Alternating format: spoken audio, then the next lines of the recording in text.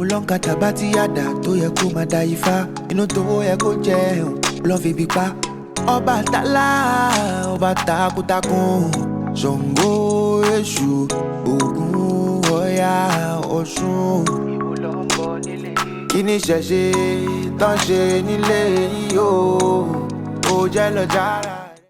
Alafia, peace and blessings, peace and blessings. Welcome to another episode of the African Spirituality Experience. I am your host, Orisha, and today we are joined by, once again, the Master Teacher, the Master Yogi, Master Yesir Ra Hotep. Peace and blessings, Baba. How you doing today? I'm doing wonderful, brother. How are you? I can't complain at all, man. I'm here, ready to get this good work in. We're switching it up a little bit, doing something a little different with the midday live stream. So I know people might be at work. They might be, getting it in on the clock or getting the hustle on. But I figured, I still want to give it a shot and, go live and have this conversation happen because there's a lot that we have, to share and to discuss with the good people, man. So I want to go ahead and get it cracking today. Yes, sir. Yes, sir. Yes, sir. That's what's up. Shout out to Pacific Dogwood. Appreciate you joining us, family. This is my first midday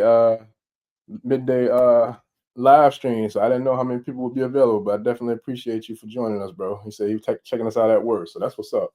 But yeah, real quick before we get started, bye-bye. Shout out to Professor Smalls. Shout out to 36720 Sankofa 36720 study group for the event that's going on this weekend in Jacksonville. Professor Small will be here for the Africa Throughout the Ages tour, I should say presentation and lecture for Black History Month, but also just to celebrate the culture of African spirituality and African culture. So I'm looking forward to that. So shout out to Brother Umar and his whole team of sponsors and everybody who put this event together with the Africa Throughout the Ages event that's going down this Sunday. I'll be sharing the links for the tickets. Tickets are available for those who want to make it online on the website and on the channel. And then also the tickets for the replay will be going up soon as far as the sales page for that, for people to buy the replay as well. So that's going down this weekend. So I look forward to, chopping it up with y'all from Jayville. And then also shout out to Master Yesir for the tours and all the stuff that he has going on with the Kemetic Yoga site, with the programs, with the trainings, with the certifications, all the things that Master Yesir is putting together or has already put together in regards to the Kemetic Yoga space and traveling, across the seas and spirituality throughout the world, hence our title for today's show. So with that, Master Yesir, you want to share anything with the good folks in regards to what we got going on? Well, I think what we're going to talk about today is our collaboration in terms of, trying to get people to participate in travel, traveling to Kemet, to other parts of Africa like Ghana, South Africa, Ethiopia, to parts of the diaspora like Brazil, Jamaica, things like that, because of the fact that we need to be international people, because of the fact that even though we know that the original people on this continent where we are now were Black people, however you want to describe them, they were dark-skinned, pigmented, melanated people who were like us, and some of us who are here are actually descended from those original people, and many of us also were, brought here from Africa, and some of us even maybe traveled here, in voyages that Africans came to the Americas in pre-Columbus times, but essentially we are African people, and we should be international. We should be, creating connections with, from a cultural, social, political, economic perspective with people on the continent of Africa. We should be, developing our own ties and our own ties in terms of, conducting business and trade. And, we should be acquiring land and all kind of things, you know, that we can be doing in Africa. But the first thing we need to do is be able to go and travel there and take trips there and see what kind of opportunities are there. We also need to go there to learn about the culture, to learn about the environment, to meet the people. There, we need to dispel a lot of myths about traveling to Africa and about the relationship between Africans, African people on, you know, in America and African people on the continent and in other parts of the diaspora also. There's always been this narrative that Africans on the continent do not like Africans who have been the descendants of those who were taken from Africa.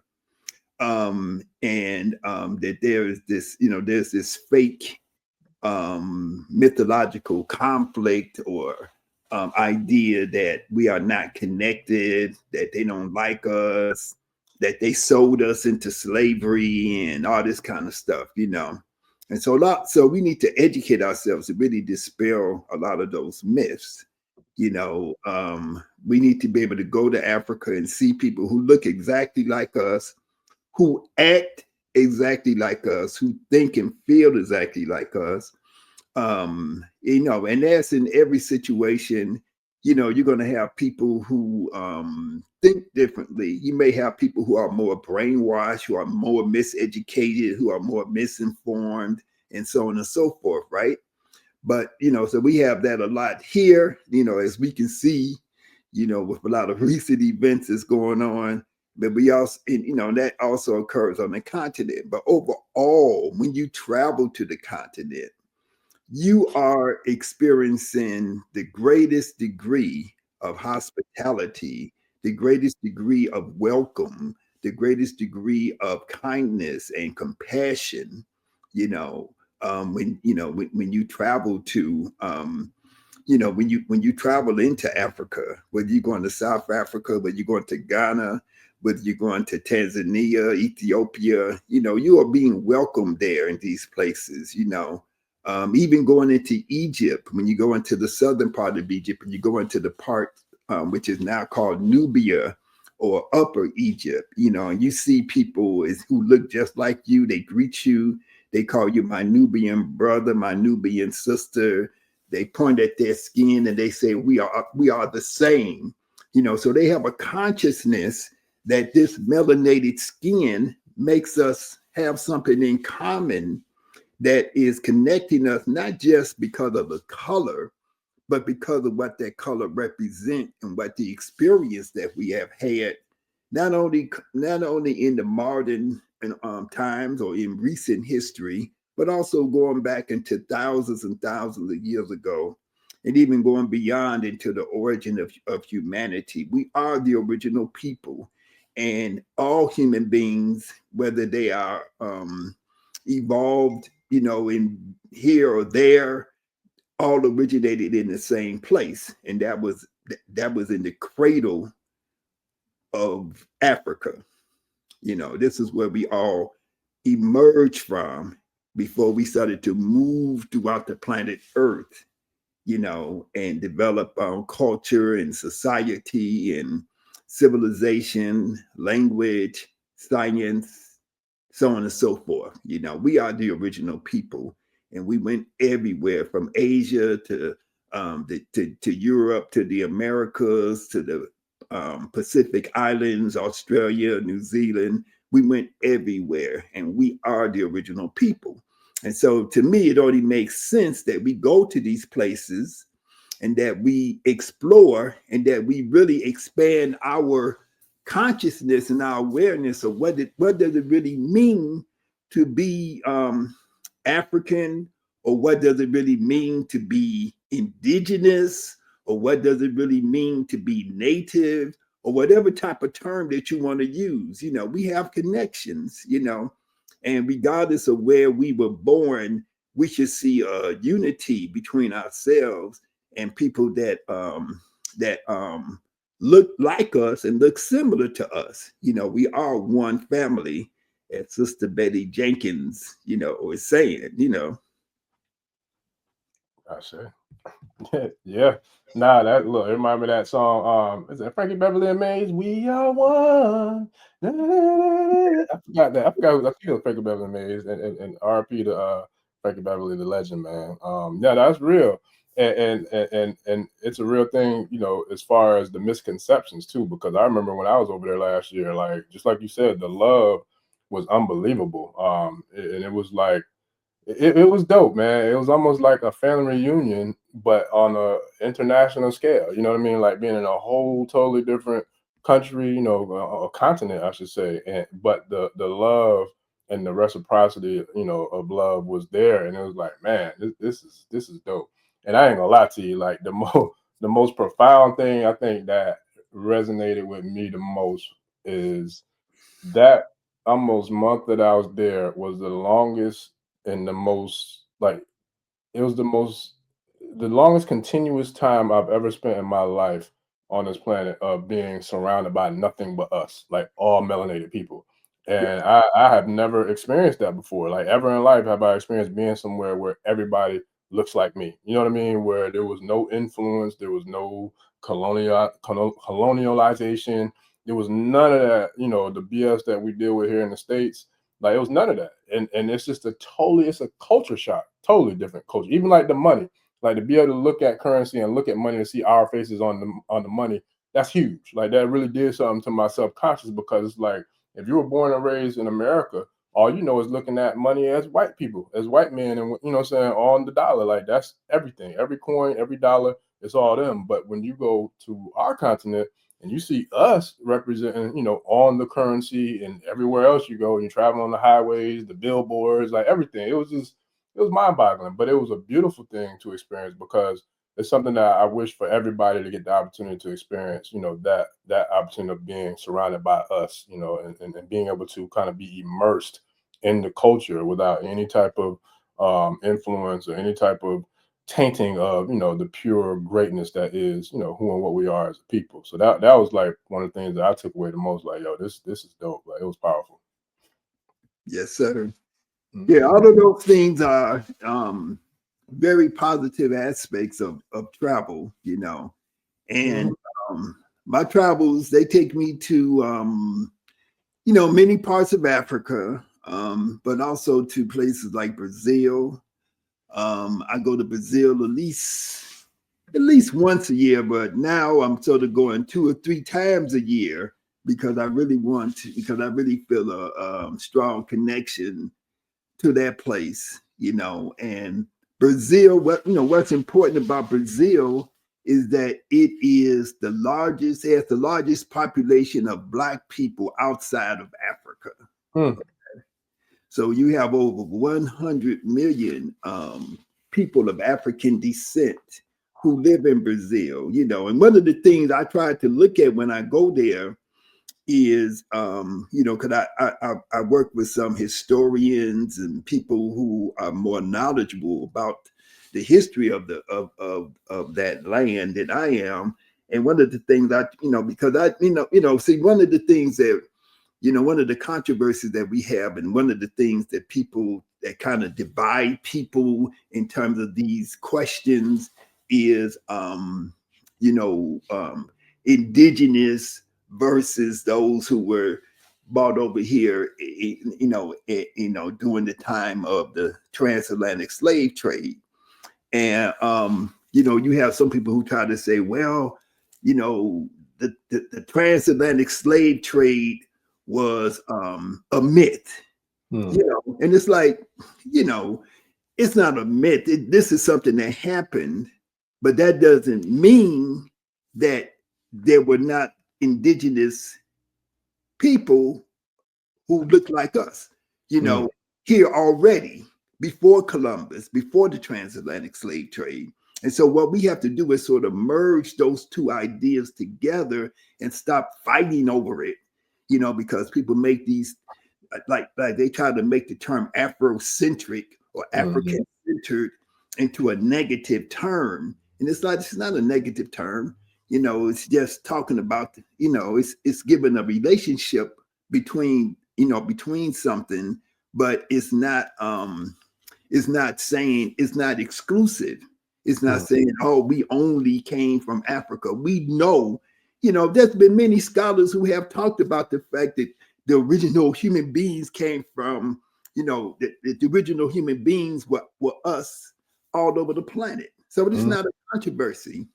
The fact that you may be, that you may be a historian or a scholar that focuses on Africa doesn't mean that you have a negative connotation towards the idea of that there was that the native people, the original people in the Americas and other parts of the world also were Black people,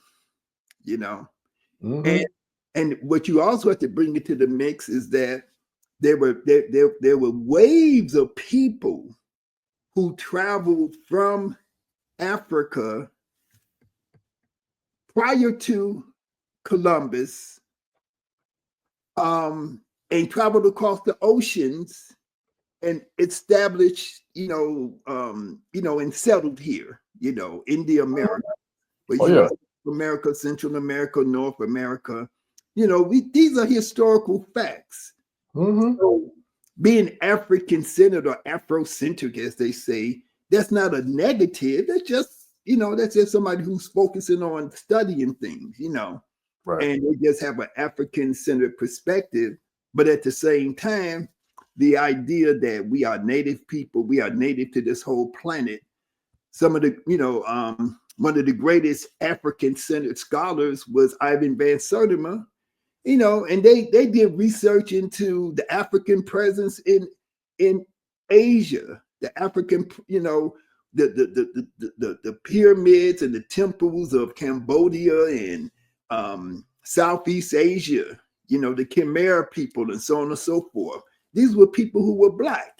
Those faces are Black faces. You talk about Runoko Rashidi, a good friend of mine who I've traveled, to different parts of Africa with. He documented him. People like Wayne Chandler, Ivan Van Sertima, Sister Betty talking about Mansa Musa and stuff like that. I think his relative was Abukari. Abukari, right?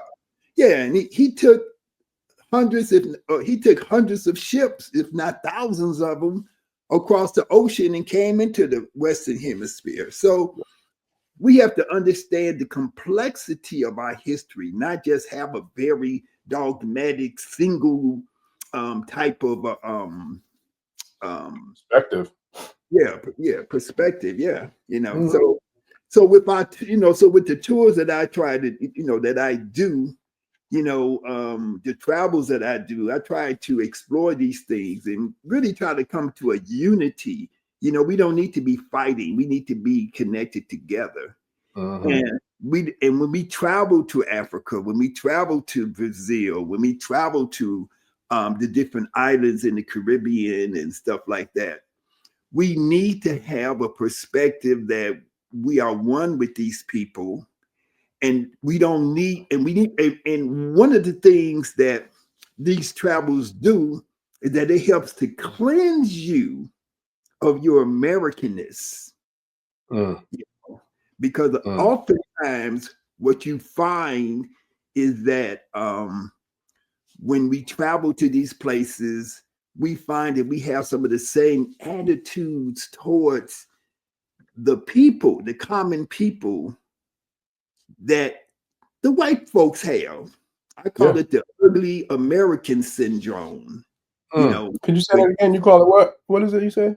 The ugly American syndrome. I like that.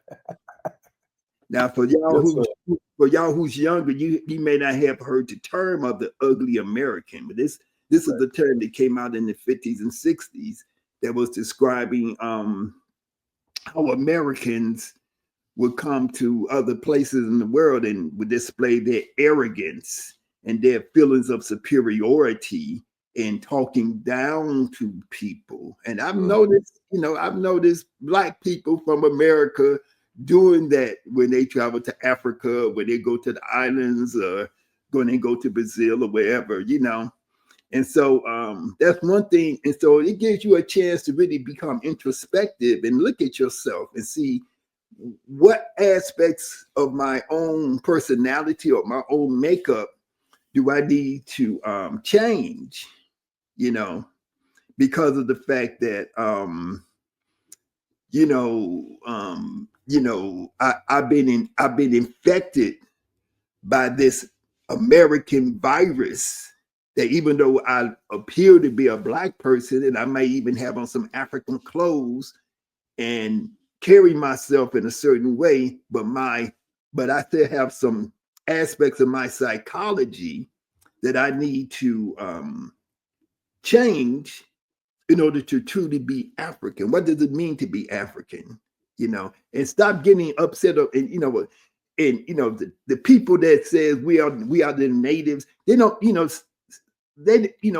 have to at some point we got to find some kind of word that we can use, African, whatever it is, that describes that. There's no one single word that describes the total experience. We are a global people, right?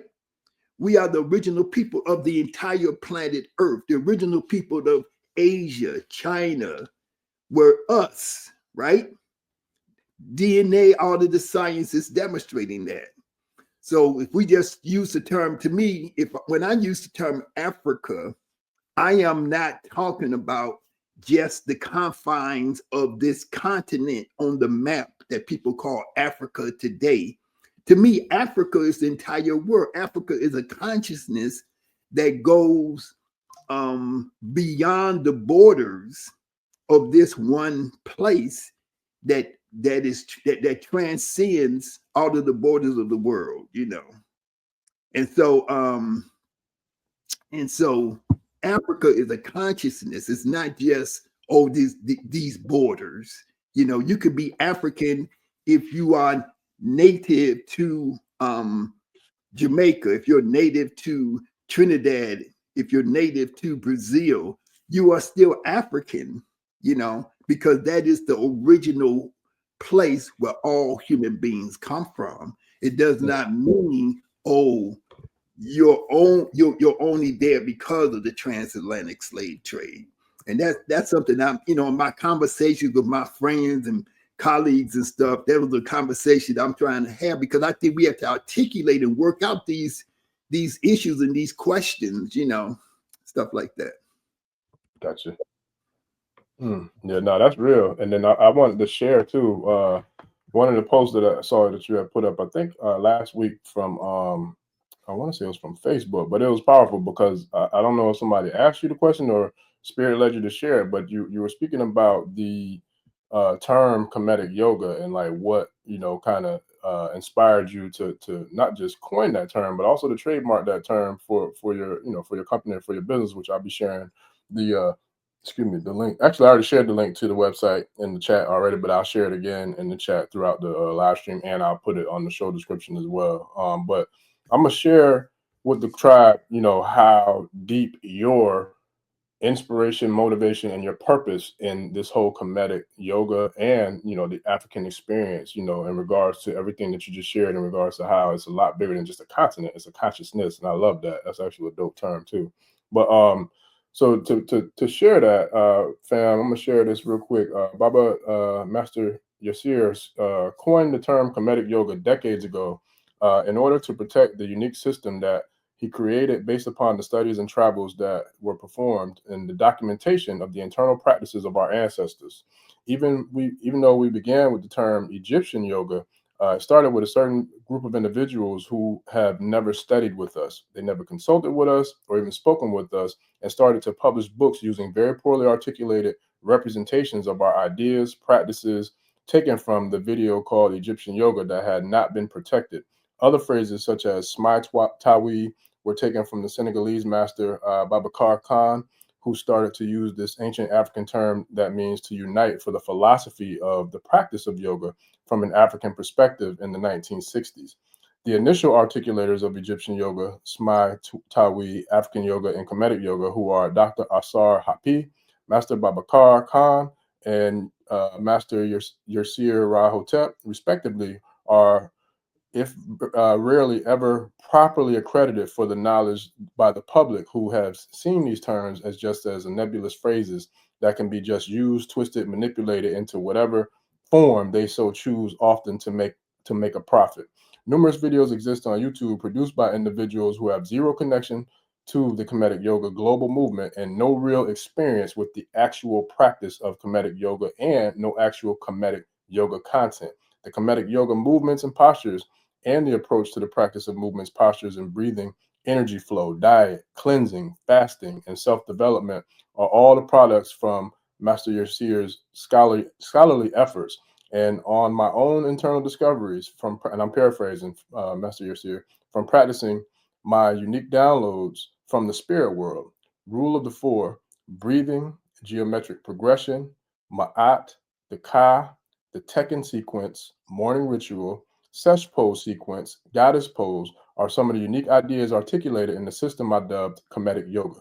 I did not learn these ideas from reading somebody else's work or reading someone else's books or watching their videos or taking classes, but from my own decades of intense study over 36 trips to ancient Kemet to experience the energy of the sacred sites where the spiritual essence of our ancestors continues today. My mission for many decades has been to train and certify people throughout the Africa and the Africa continent and the diaspora correctly, safely, and authentically in the actual system of Kemetic Yoga. In 2025, we are approaching the 20,000 mark in terms of the trained and certified instructors and literally millions of students who have been exposed to the practice of our global network of instructors. My goal is to create a legacy that lasts forever, not for me, but for our community and for our culture that needs healing, cultural reintegration, and spiritual reset that is provided by the system of cultural regeneration. I value and protect the truth of Kemetic Yoga like a mother lioness protects her cubs. I will never apologize for my fierce defense of this system of our people in this time of war, which has existed for over 500 years.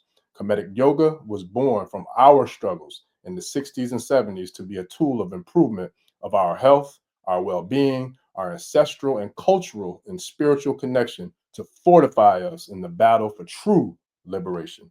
Our goal was to combat the self-destructive lifestyle and the sedentary living, processed animal-based foods, and the adherence that is alien culture to our spiritual ideas that moved us further away from reconnecting with our African consciousness that the enslavers and colonizers broke in order to create docility and spiritual impotence. That's a very, very powerful, profound shoot. I don't even know what to call that. That's way bigger than a quote. That was a write up, a lecture, like a report, man. That was powerful, Master Yesir. Very powerful. Yeah, what I find that I have to do, because I'm not a sorry. No problem. No problem. Phone ringing. It's all As I move through life, I'm I know that certain things need to be said and certain things need to be tightened up. One of the things that I try to do is acknowledge people who have made great contributions to our struggle, but who have not been acknowledged. And also at the same time, I find I have to acknowledge myself and really tell the story, to document and get the story straight so that things are being told in the way that they are supposed to be told, because when I'm referring to people's videos and stuff on YouTube, somebody would come and just say, "Ooh, Kemetic Yoga, I'm doing Kemetic Yoga." And it's like, well, where did you study Kemetic Yoga? But they might just walk around with an ankh in their hand and then do Indian yoga, do the movements and postures because they holding the ankh. They call it Kemetic Yoga because they have looked at a video or something, they do something that looks Kemetic. So they doing stuff, and they just going through motions, and Kemetic Yoga. See, there are many forms of yoga, right? So you got Ashtanga yoga. You have Iyengar yoga. You have so let's take those two: Ashtanga yoga, Iyengar yoga. they have specific definitions about what they are, you know, because people say, well, why, you know, you put a, when you say the word Kemetic and yoga, it just means anything that came out of Kemet that you can just place into that category. But no yoga has that type of definition that you can just put anything in it and call it. You can't just take any type of pose or concept or idea and then call it Ashtanga. Ashtanga yoga has certain principles. It was created by a person. The system was developed by a person named Patobi Joyce, you know, and then he put in certain principles that says this is what differentiates Kemetic yoga from Ashtanga yoga, from this yoga and that yoga, right? BKS Iyengar, he created Iyengar yoga. And when you, in Iyengar yoga means A, B, and C. So you don't mix in all these other types of yoga and then just use the term Iyengar yoga. You have to have the discipline to practice that system and understand that system versus another system. It's just like if you was doing martial arts, you wouldn't be doing jujitsu and then say, oh, I'm doing karate, you know, or you wouldn't be doing judo and then say that you're doing aikido, you know, they're not the same thing. So why would you mix all of this stuff up together? Now with Kemetic yoga, we have Kemetic yoga, which are the exact movements and postures which are unique to our ancestors of ancient Kemet. But within that, we also have what we call yoga skills method, which is the methodology of doing Kemetic yoga and of doing yoga in general. Okay, so yoga skills method includes Kemetic yoga, but also includes the philosophy and approach to the practice of yoga. So yoga skills method is another term that I coined along with Kemetic yoga, because of the fact that when you are practicing yoga, there are certain skills there are certain skills that you should achieve from your practice that you can incorporate into your actual life. Okay. So when you practice yoga, it shouldn't just be, okay, I'm lengthening my hamstrings and I'm strengthening my abdominal muscles, which is the approach that most yoga takes. When your yoga skills method means that you are gaining certain, you are developing certain psychological and interpersonal faculties that you can then use to apply to make you more successful in other aspects of your life. So your personal life, your professional life, your spiritual life, so on and so forth, right? Because you're doing the practices in a certain way. So what is unique about Kemetic yoga as we practice and teach it, and to yoga skills method as we practice and teach it, is what we call rule of 4 breathing.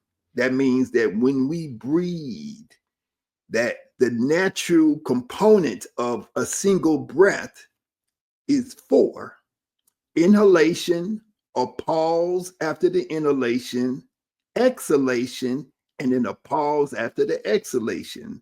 So that's why we call it rule of 4 breathing, because each breath is divided into 4 parts. And there's nothing really revolutionary about that. It's just acknowledging the logic of when you breathe. You breathe in. Before you exhale, there's a space before you exhale. And then you exhale. And then before you inhale again, there should be a space.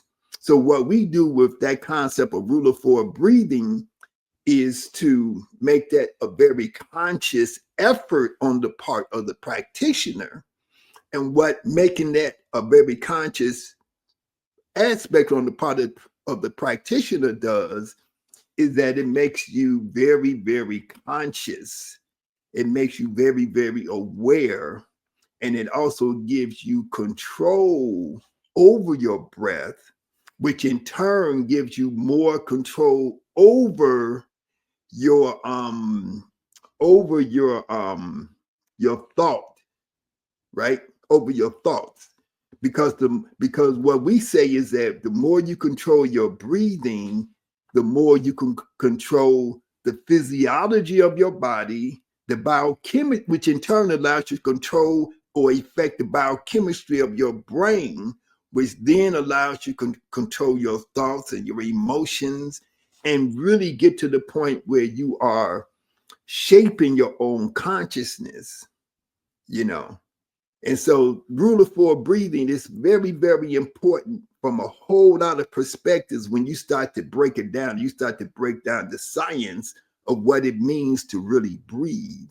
And why do certain, why is it in the martial arts that you're supposed to control your breath? Why is it that in meditation, you're supposed to control your breath?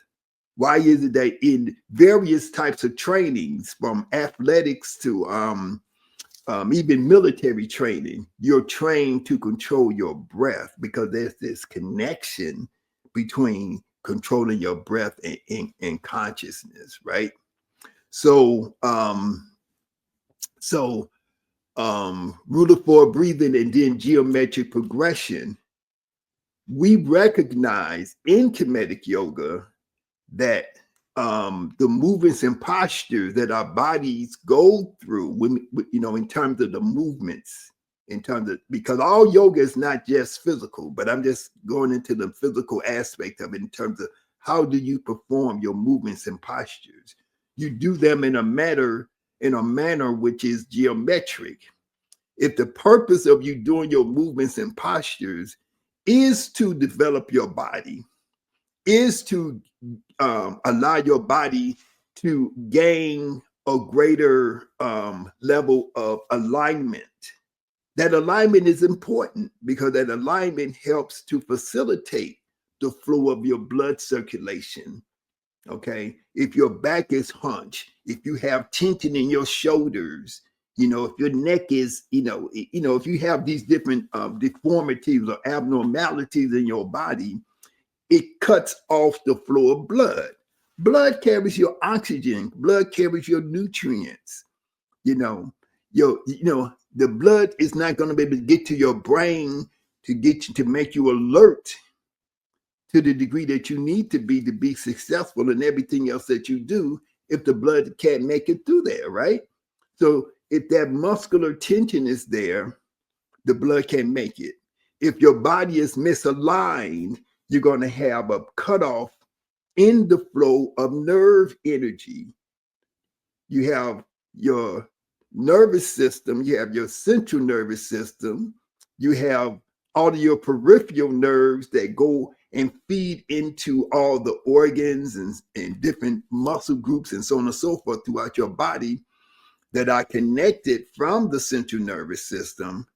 And so you have to, so you do not want to have a disruption. You do not want to have like a vice, like tension in your muscles is going to be like a vice squeezing on those nerves, squeezing on those blood vessels. That's going to prevent the flow of that blood and the flow of those nerve signals, right? And if they get severe enough, then you're going to have pain, and you're going to eventually go to the doctor and they're going to give you a diagnosis. They're going to put a word to it, but the origin of all of those different diseases or ailments, whether you're talking about rheumatism or arthritis or sciatica, is all comes from there is too much pressure on a nerve, too much pressure on a blood vessel, and so on and so forth.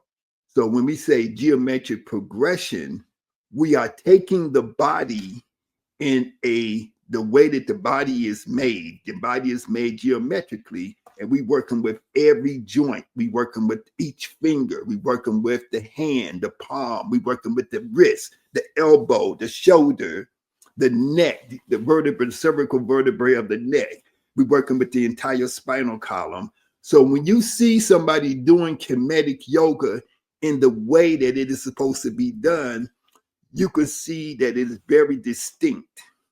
And you can see that the way that that person does it is very different than if you saw Ashtanga yoga, or if you saw Iyengar yoga, or if you just saw Vinyasa flow yoga. It looks different because it is based upon how we see the images of our ancestors performing movements and postures on the walls of the temples of Kemet.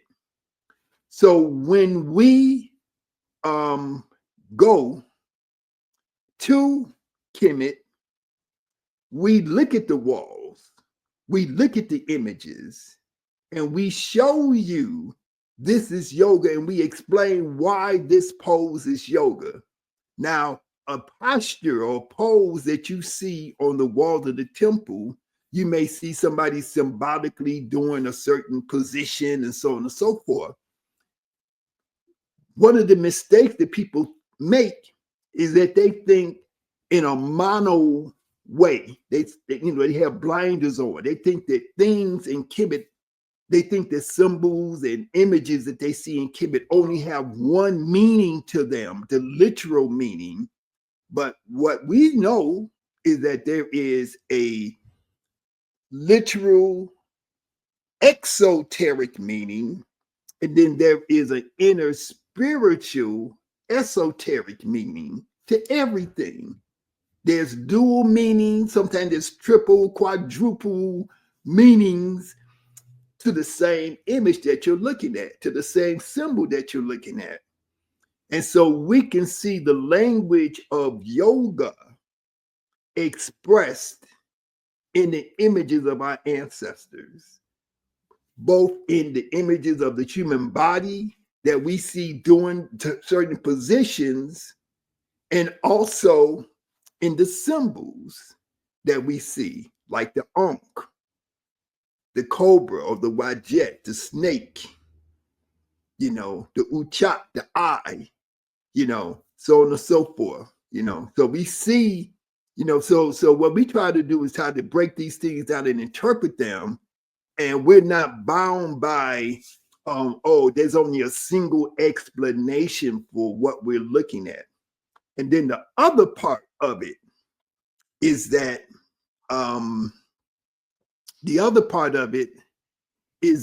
once you begin to really practice Kemetic yoga using the techniques of rule of four breathing, geometric progression, you apply them, you will find that it opens up the channels within your physical body and your spirit body, which coexists with your physical body and allows you to have a greater connection and communication with those aspects of reality which are unseen.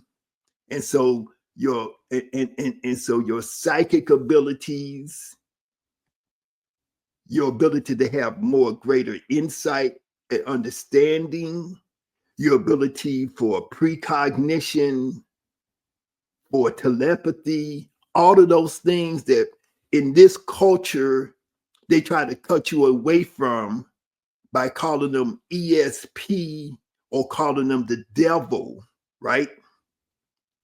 I was just having a conversation with my barber about that, literally, like about how deep that goes with the psychology of how they try to demonize all of our, practices, our spiritual practices. Like, and I was telling them, I was like, man, it's all about control. Because think about it. I was like, what if you had the ability to influence all of the people in the state of Florida and tell them that every other barber in the state of Florida is a demon and a devil and they're demonic, they're zombies, whatever you want to say, and you had the influence to get people to believe you? Imagine how long your line would be lined up around, around the whole neighborhood for people to come to just you, because you've been able to condition everybody to think that everybody else is a demon, or everything else that every other person does is devilish or demon, so it's like demon-like. So it's like That's what they've done to all of our culture. They've tried to demonize it so they can weaponize it in order to condition us and to keep us in that docile, that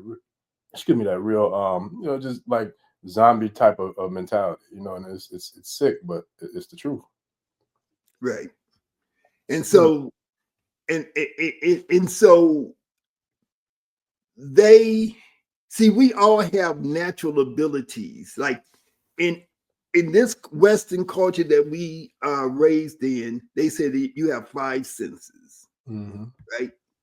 And they say science only knows 5 senses, and anything that goes beyond the 5 senses is either your imagination. That's what the scientists say. Any extra thing that we call above the 5 senses, that's your imagination, or that's something that's only related to your brain chemistry, right?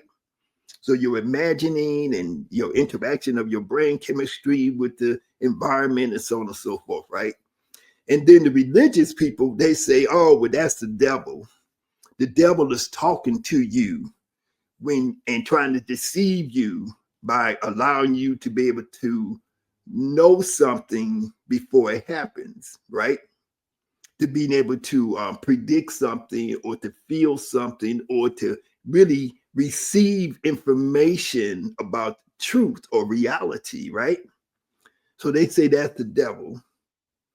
But the real scientists, they call it quantum science. They call it quantum physics, right? Because quantum physics is observing the characteristics and behavior of matter and energy, not from the level of the atomic level or the physical level, but on the subatomic level. And the rules that govern what we call physics from an atomic level do not apply to what we see when we look at subatomic reality. Okay, hope that makes some kind of sense. But on a subatomic level, we don't, we see that all types of things are more are possible that we would call impossible, like for something to appear and then disappear, for something to be in 2 places at the same time. Okay, so the ability to be in 2 places at the same time, the ability to know things before they happen, okay, the ability to communicate with another person or being without having to use words or use physical sounds, or to do this on an energetic level, right? All of these things are predicted in understanding what they call quantum physics.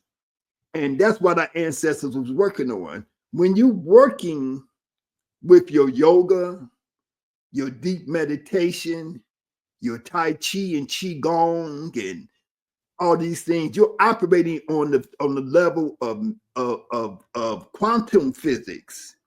When you're working with the Ifa, right? I hope that ain't my field, but I'm saying when you're working with the traditional African systems of spiritual science, you're working on a quantum level. That's why they can't understand what's going on, okay? Because we are operating on a level which is above and beyond the level that they want us to operate on. And so yoga, and so there's a commonality between yoga, and meditation is part of yoga. Meditation is not separate than yoga. When we do Kemetic yoga, if we're doing poses and movements and postures, we are doing them in a state of meditation. When we sit down and we do our still meditation, we are still meditating, and we are meditating as much while in motion as we are while in stillness. And that's what people need to understand, because there's this dichotomy: meditation on this side, yoga on that side. It's if yoga and meditation are two separate things, right? And so there is a unity, from my perspective, between the practice of yoga, meditation, Tai Chi, Qigong, and also Ifa, and all the whatever names that occur for what I just call traditional African spiritual science. To me, they all operate on the same level, on this underlying level that is really the overlying level, but it's sort of like that hidden level. So it's like what the name Amun means in the Kemetic language. It means that which is hidden, that which cannot be seen. But we know that the most powerful force is those things that we cannot see, right? So in science, in astrophysics, they call it dark matter, right?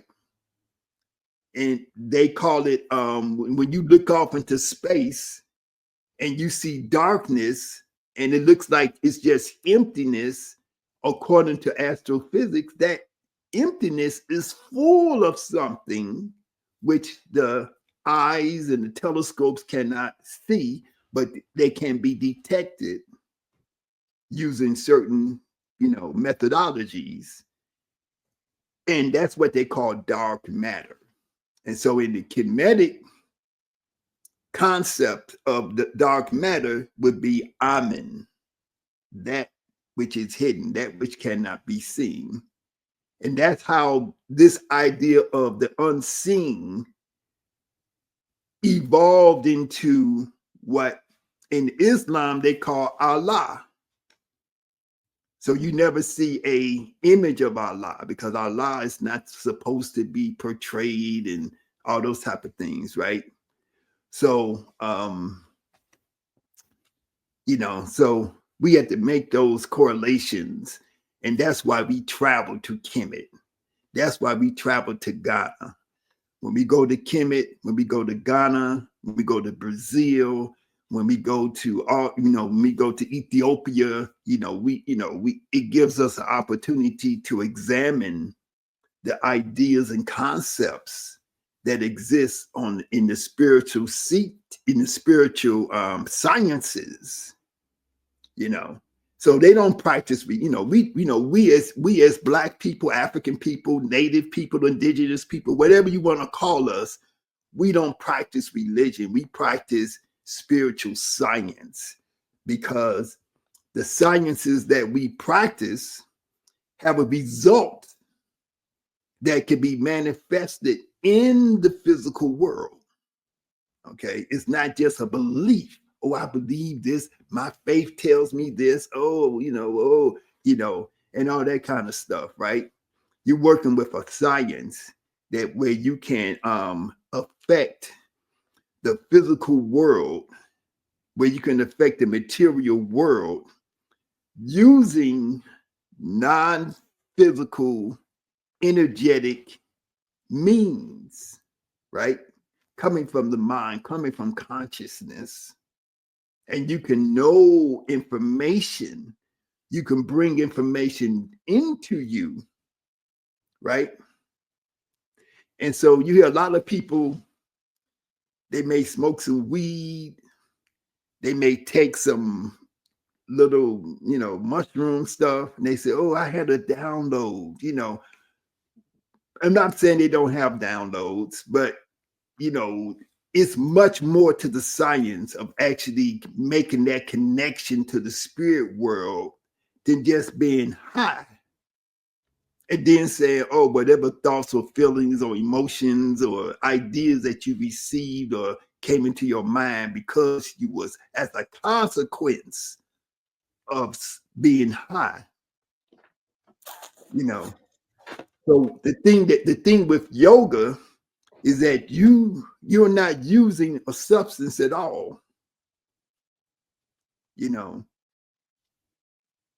every system is different.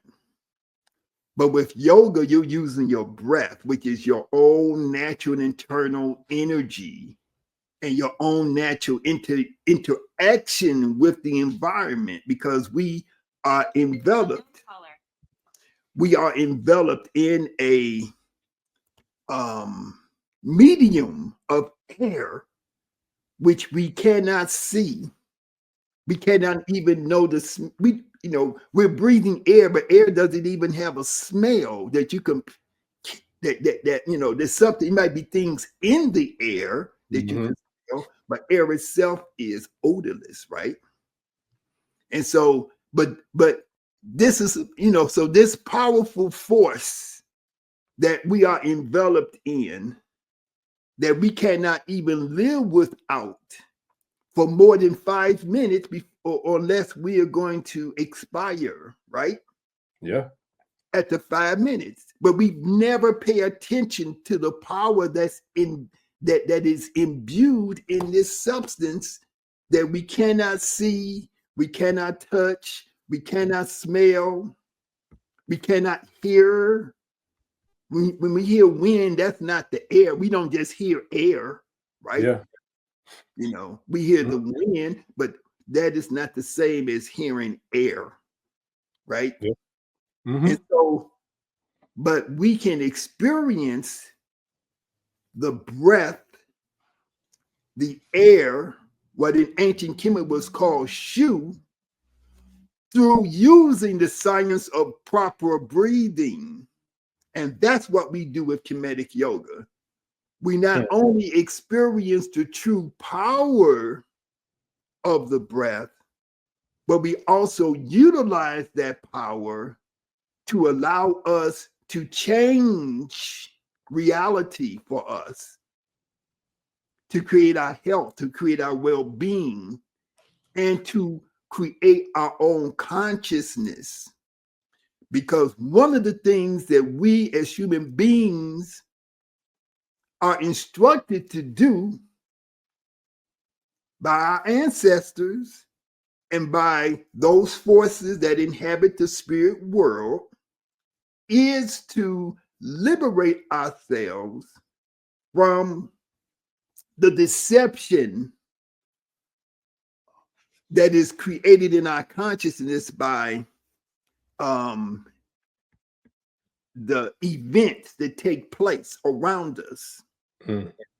Events that cause us to have fear, events that cause us to have anxiety, events that cause us to have anger, events that cause us to have insecurity, events that cause us to have hatred of others, and so on and so forth.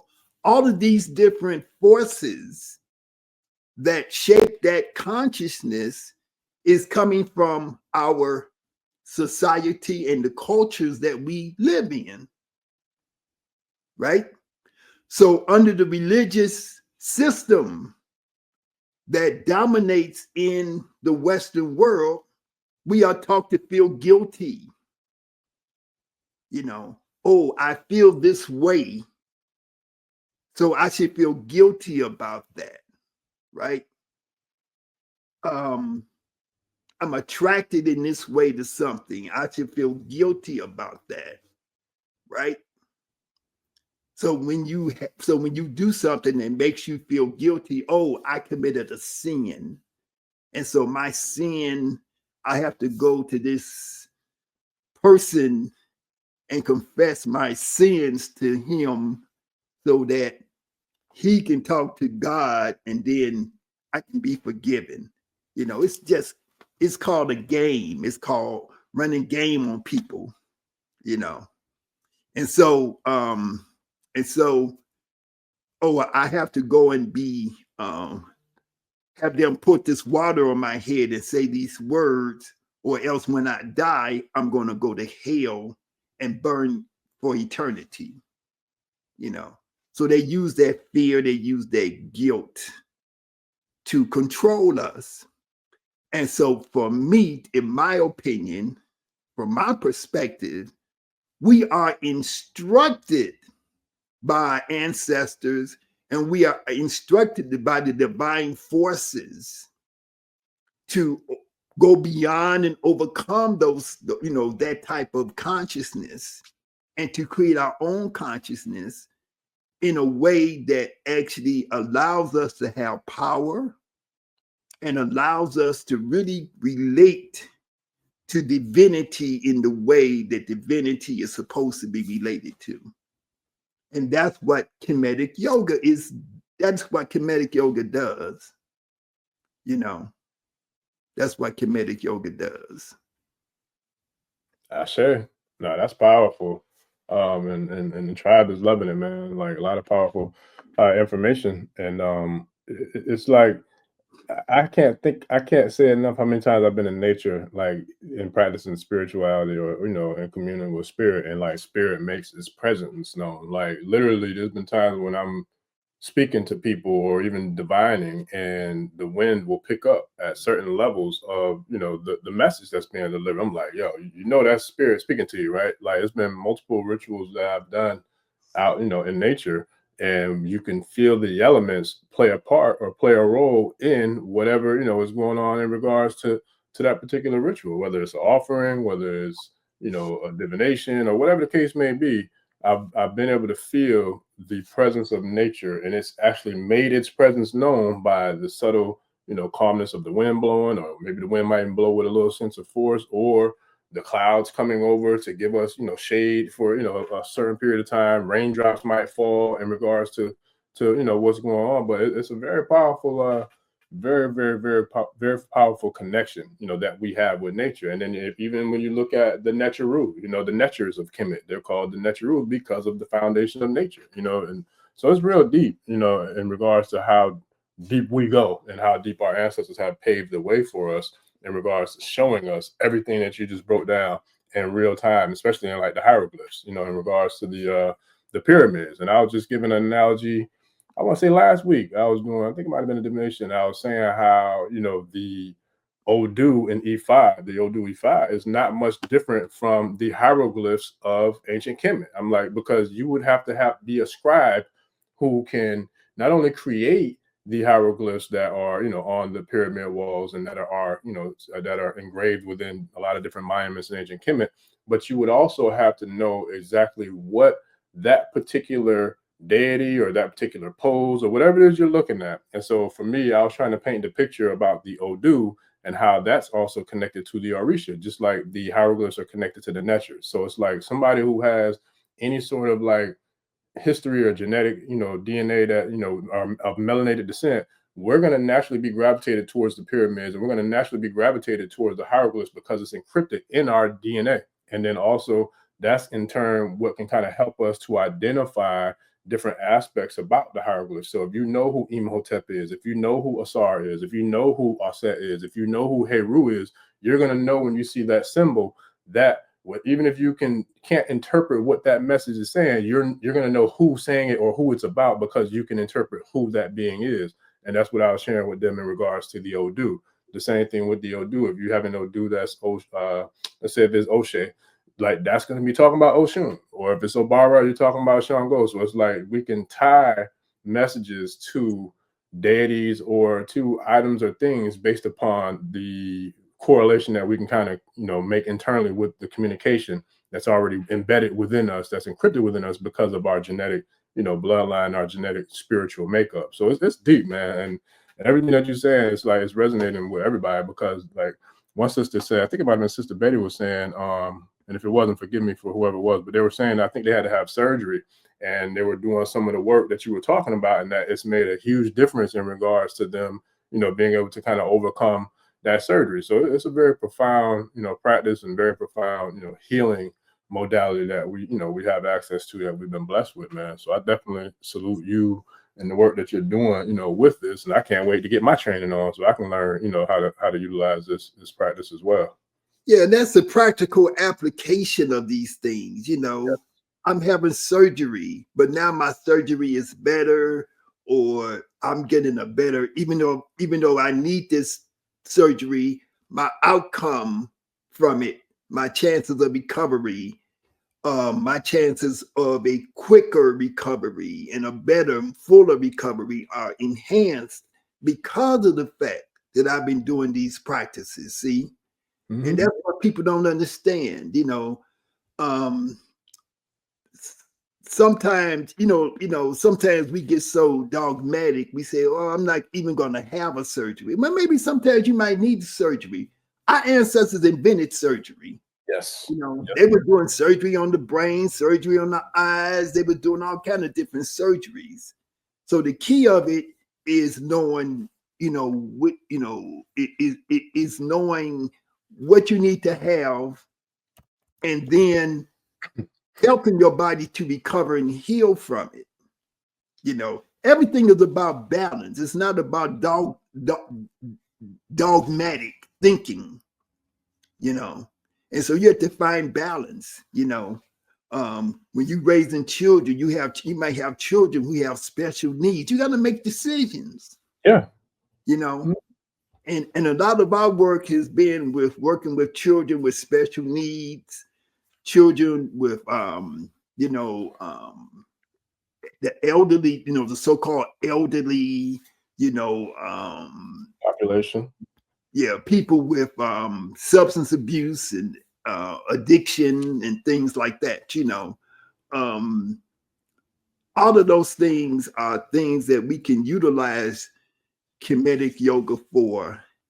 And when I say, and I specifically use the term Kemetic yoga, because when we're working in our communities with our people, we have to be working from a cultural perspective that, number one, that they can relate to, right? Because today you got white folks who they doing yoga and they saying, "Oh, this yoga is culturally sensitive or culturally," I forget all the terms they use, right? Yeah. So they try to say, well, this is yoga that you can utilize when you're dealing with different people of different cultures, right?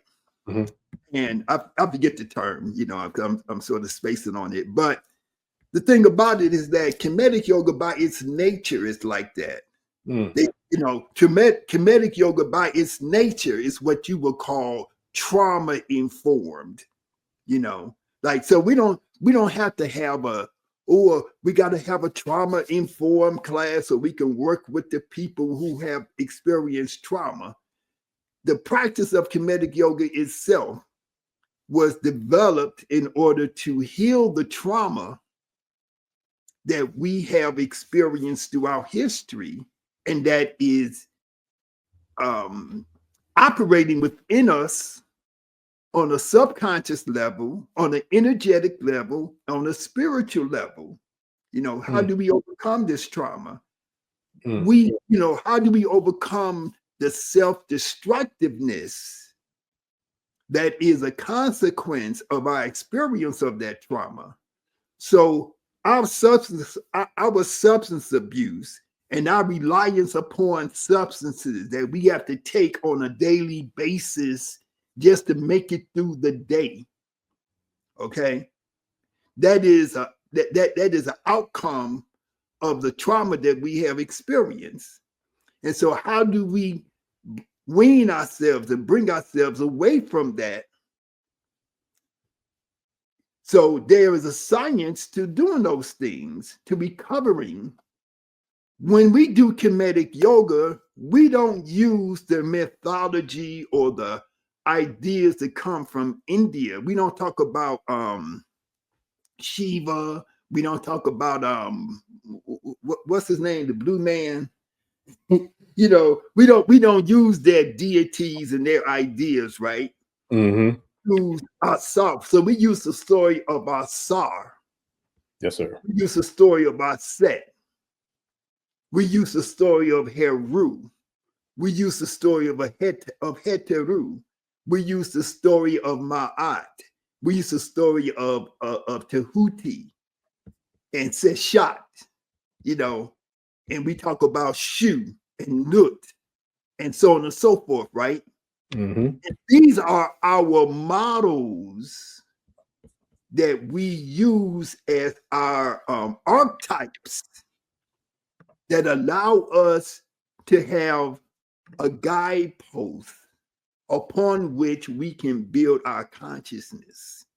And so we use those stories that the white folks call mythology, right? But we use those are models, those are stories that we use to give us insight and wisdom that allow us to then understand how things in the universe operate, how psychology of a human being operates, how to avoid the pitfalls that a human being can fall into, and how to overcome and rise and become resurrected and overcome the depths of depression and oppression, and how to recover ourselves even from a state of being conquered, you know. So if you're working with our children who feel defeated, who feel hopeless, if you're working with our adults who are addicted to substances, you know, using these stories as archetypical examples from our own culture, instead of giving them, the Christian, and I'm not saying, you can use Christianity in a very positive way. You can use all these religious ideas and concepts in a very positive way.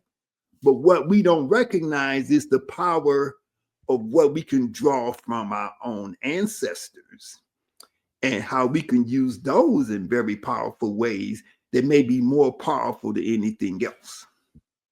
And also recognizing that those other stories, Jesus, this one and that one, it came from our own, it's a plagiarism from our Stolen own legacy.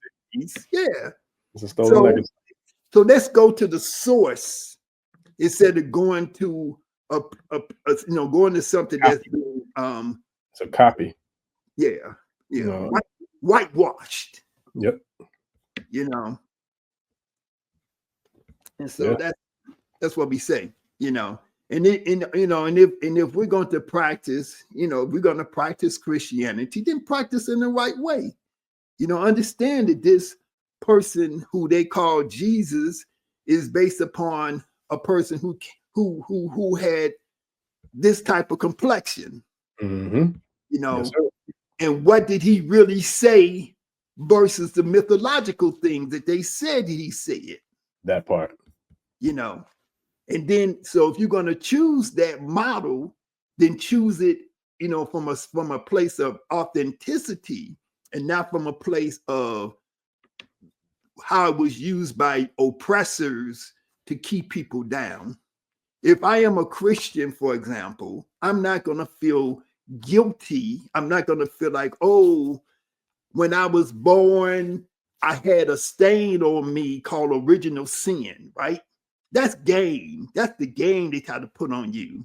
Mm-hmm. Because they try to say that you got this spiritual mark, negative mark on you, that the only way that you can remove this mark and be able to go into the afterlife after you die and go into paradise is if you adhere to this system with these people who are in a hierarchy of authority and power over you, right? That's the game that they playing, right? And only this person can take you through a ritual that's going to absolve you from that original sin. That's game. I went to Catholic school. I went to Catholic grade school for 8 years. you know, and then I went to Catholic high school. When I was in high school, you know, I freed myself from all of that type of indoctrination. I would say I was never even indoctrinated because I never believed it. It never made any. When I was in second grade, we had a class, they called it catechism. And the you know, they was teaching us about the Immaculate Conception. Now, if you told me about the Immaculate Conception from the Kemetic perspective, I could say, oh, okay. You know, she was doing some magic stuff and she did this and did that. And she, you know, but when you talk about it from the biblical perspective, I say, no, that's, I told the nun who was teaching the class to us, I was in second grade, I said, no, in order to have a baby, a man has to have sex with a woman and his sperm has to go to her egg and you know, make a reaction within the egg, and then the egg starts to, you know, it becomes something else, and then it starts to multiply, and it eventually turns into a baby that turns into a human being, and so on and so forth. And why did I know that? Because I saw it on public television. I saw the little movie they had where the egg underneath the microscope, you know, the sperm and the egg united together and stuff like that. So when I told the nun that, I was in second grade, she just slapped the hell out of me. You know, because they thought if they could use violence, that they can just violently beat their reality into you. But all they did to me was say, I'm finished. I'm through. So from that time onward, I never believed none of their stuff, you know. So, and I think that's how we have to be. We have to be rebellious against all of this stuff, you know. This indoctrination, you know, if you look at the current political situation that we in, they want to, you know, these people, they want to extract everything, the little bit of Black history, African history, real reality history, whatever, anything that's real, whether it's scientific, whether it's historical, social science, whatever it is, they want to extract that out, you know, because they feel like, because they operate out of fear. They feel like they're so under threat by the rise of people who have melanin that they have to try to create this oppressive system that they're trying to implement, that they're trying to put in place, but it's going to fail eventually. Absolutely. Yeah, that's real. And Babylon is definitely falling. It's crumbling down, and it's falling apart right before our very eyes. And I'm looking forward to you know, seeing how everything unfolds. But I do want to share like some of the tours, or like the details of the tours for the tribe who might be interested.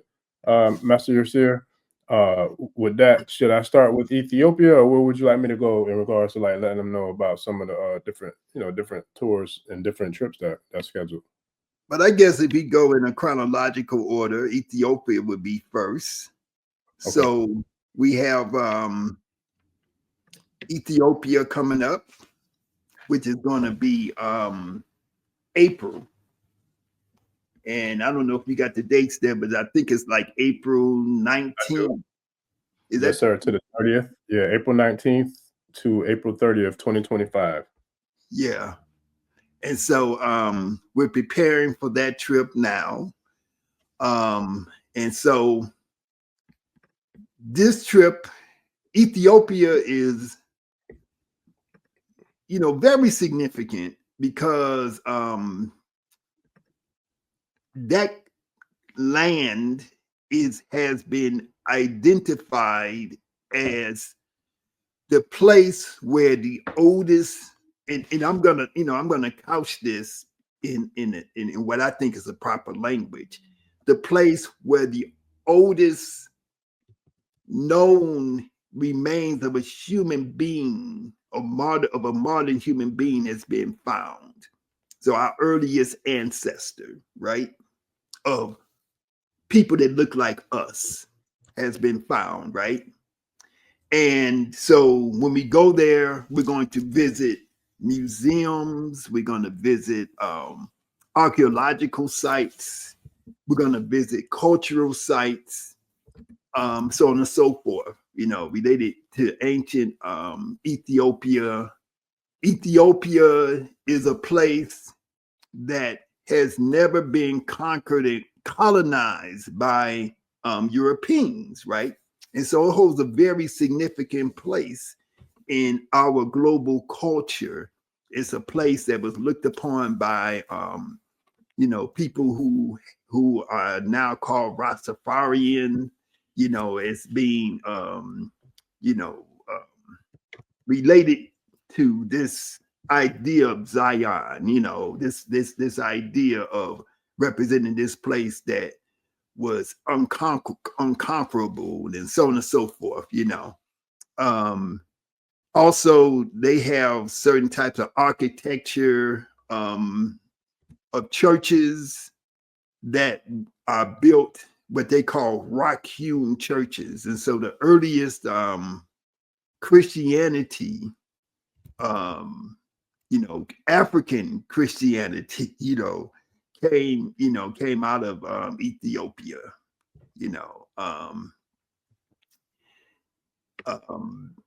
so anyway, so yeah, they got a lot of historical sites. Yeah, I was going to say the food is phenomenal too. So you're going to get the chance to really eat real Ethiopian food, The museum, I was doing like once we spoke about what we're doing, man, I started doing my research and I was looking at all the different places. Like that museum alone to me is worth the trip, because you get to see, they got the displays of Haile Selassie. They have I think they got the displays. I don't know if it's the actual oldest human remains or it might be a replica, but they have that on display.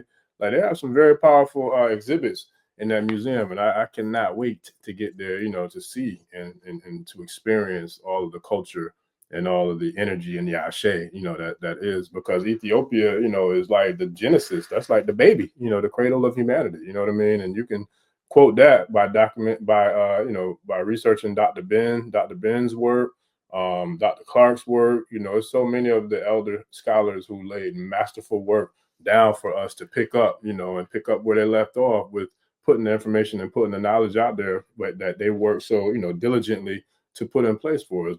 Sheikh Anta Diop, there's so many different masterful scholars who have laid the foundation for us to build on, in regards to their work, and without a shadow of a doubt identifying the true core progenitors of the human race, which was our ancestors, that you can find over in Ethiopia. Well, that's where it started, and then of course throughout the globe. And what's important to understand about Ethiopia, see, we who live in the United States, we see when we see Ethiopians, we don't see the variety of Ethiopians that are actually there, right? We're gonna go to the Omo Valley and we're gonna see people, we're gonna see the Mercy people, we're gonna see people that we don't see when we go to the Ethiopian restaurant, and those are great people, and it's phenomenal, but we're gonna see a wide variety of beauty when we go to the mountains, when we go to Lake Hawassa, and we sail on the lake, and we see the hippopotamus and the crocodiles and all the different types of animal life that they have. When we go into the rainforest and we see the trees and the different animals that exist there, and the different varieties and groups of people that's there, people who are living in nature, and who have retained their original culture, and we can go and interact with these people, there's such a huge variety in Ethiopia.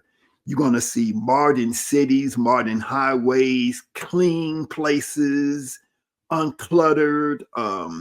It's gonna completely change the stereotype that a lot of people have in their consciousness about what's in Africa.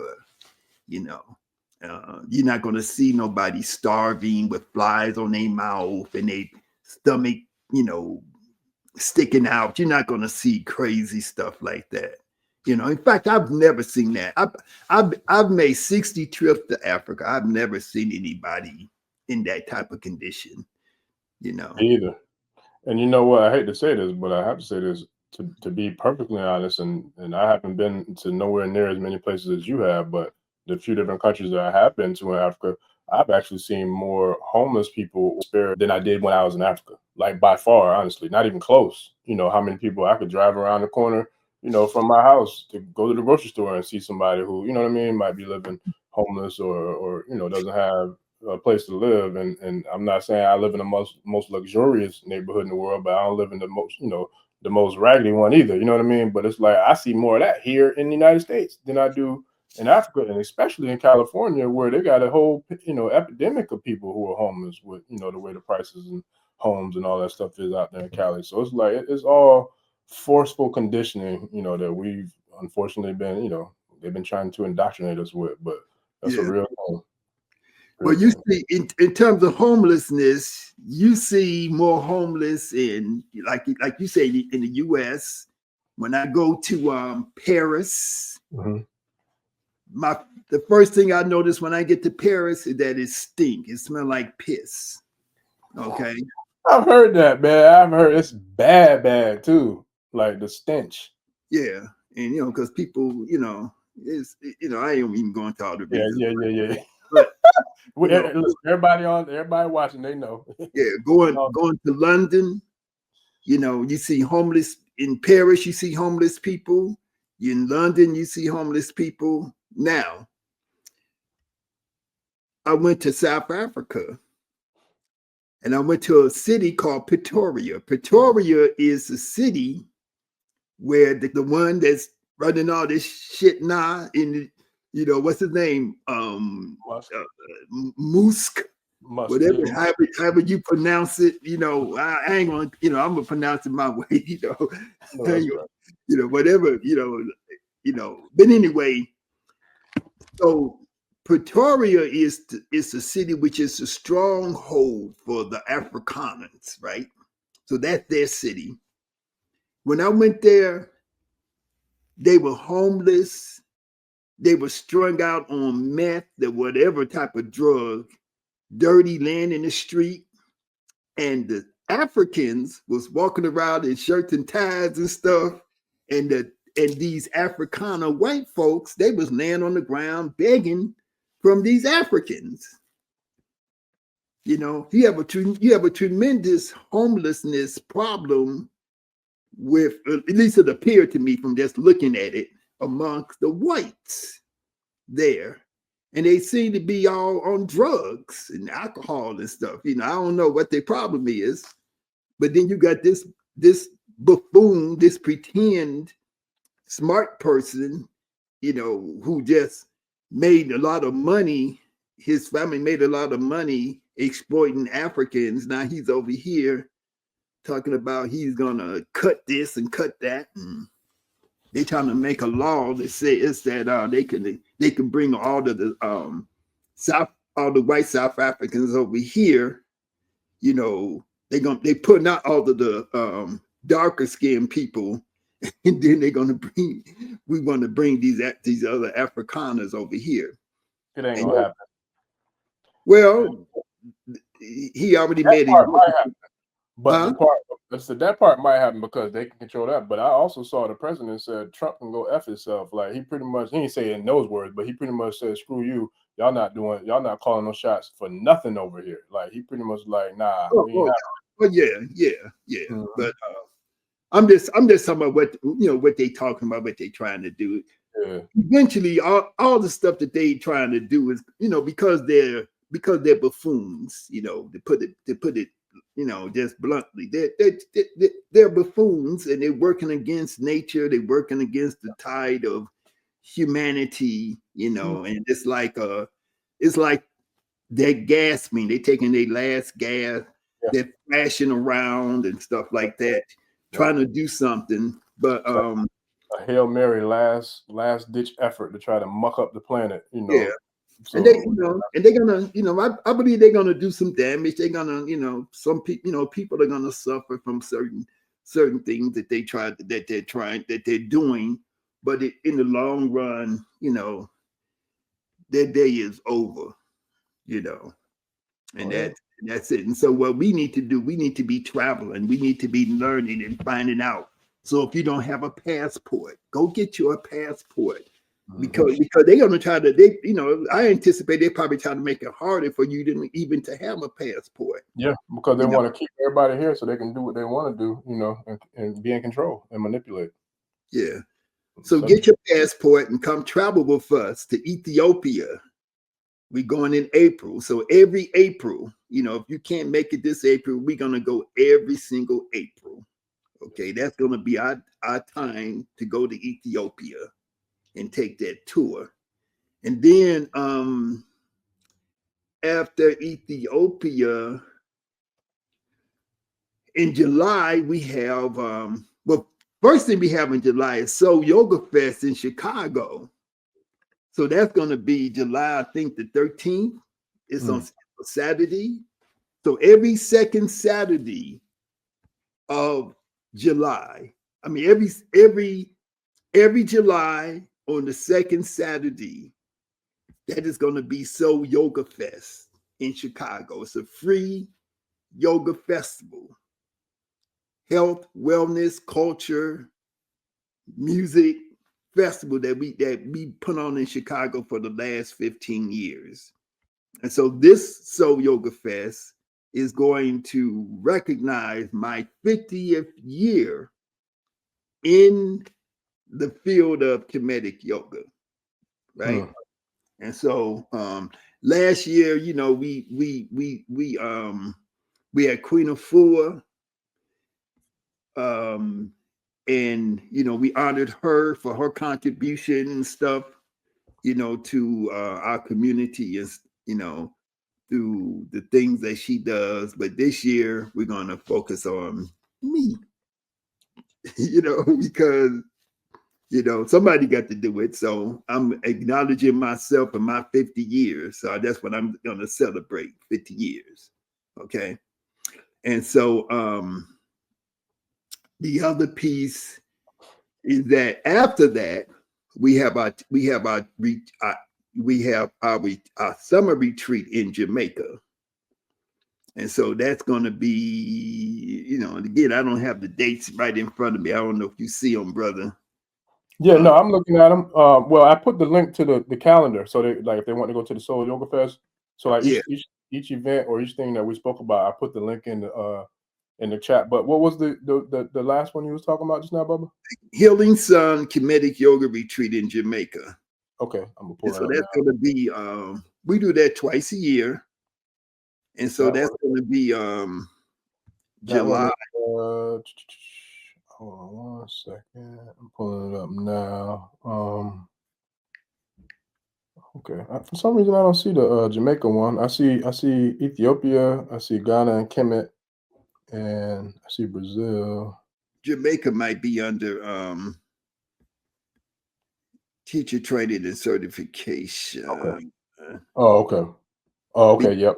I got it. Because of the fact that in addition to it being a yoga retreat, and you get, you know, we have vegan food, we get fresh coconut water, we doing yoga every day, but you can also gain your certification in Kemetic yoga. Okay. And so that is going to be I got it. It's the I just put it in the chat too. It's July 19th through the 27th. Okay. Yeah, July 19th to the 27th. And then it's going to be Pete. I don't have the dates up yet. It's going to be Pete in January. Okay. Okay. So it's every July and it's every January.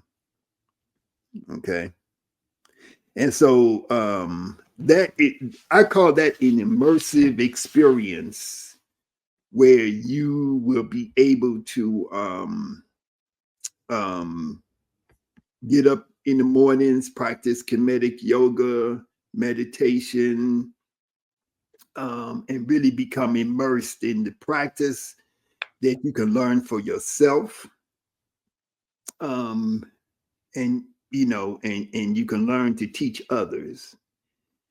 if you have any type of you know, a lot of times, you know, one of the greatest benefits of this is not like, okay, you want to become a yoga teacher, but you want to recharge yourself. A lot of times people come and they take this training because they're sort of in the doldrums, right? They're sort of like slowed down. They're trying to make a decision about what they're going to do next with their life and stuff like that, right? And so when they come to that retreat and they get an opportunity to really delve into their own self, to really start to heal themselves, to really detox, you know, physically and psychologically and spiritually on this experience, you know, they get new insights into what they want to do with their life and what their next phase is going to be. And so I've had a lot of people who have come there and they have discovered what they should do next. I've had a lot of people come there and they gained the insight about how to start their own business, how to change their career, maybe how to exit a bad relationship, maybe how to improve a good relationship. A lot of, you know, we have a lot of Kemetic in our community on a global level. We have a lot of children who were born after their parents came to the retreat, you know, because sometimes people are dealing with issues with, you know, being able to become pregnant and stuff. And they wind up coming to Jamaica with us and doing all that yoga and eating all of the healthy foods, avocados and mangoes and coconut water and all that stuff. Then whatever was blocking, you know, that ability to get pregnant is been relieved. And then so we have a lot of babies that was born right after their parents came, or one of the parents even came to Jamaica. Okay. So, and so that is a really, so a lot of, you know, so the trips that we're talking about, Jamaica is a yoga teacher trainer or yoga training course that you're taking in Jamaica. But when we go to Ethiopia, even though we may do some yoga practice, the focus on it is not being a yoga retreat. When we go to Ethiopia, it's not a yoga retreat. It is a tour of Ethiopia. And then maybe sometimes in the morning, we may practice some yoga, or maybe we may go visit a school or a social service organization where we may share Kemetic yoga with the people, you know, but it is not a yoga teacher training. So what I want people to understand is that when you come and travel with us, it's not a yoga retreat. Jamaica is a yoga retreat, but Ethiopia, Kemet, Ghana, those are not really yoga retreats. Those are experiences that allow you to get a greater insight and experience of different things that's going on in Africa. Okay. So Jamaica in August, that's when we go to Kemet. Okay. And so in Kemet, so that trip to Kemet, let me see, I'm looking at my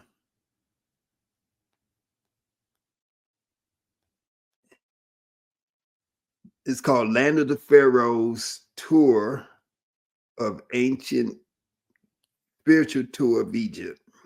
Yep, I got it. It's I'll put the link in there for that one too. That one is gonna be August 3rd to the 14th, 2025, family.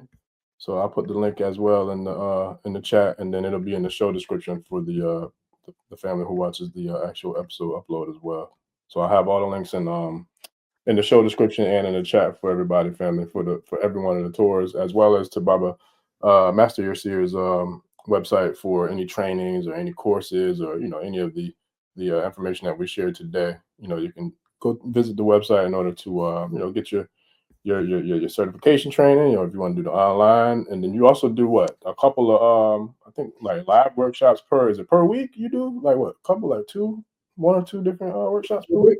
Transitioning that thing, but you can take our course online. So some people can't travel for whatever reason. So Right. of course they may want to just take the course.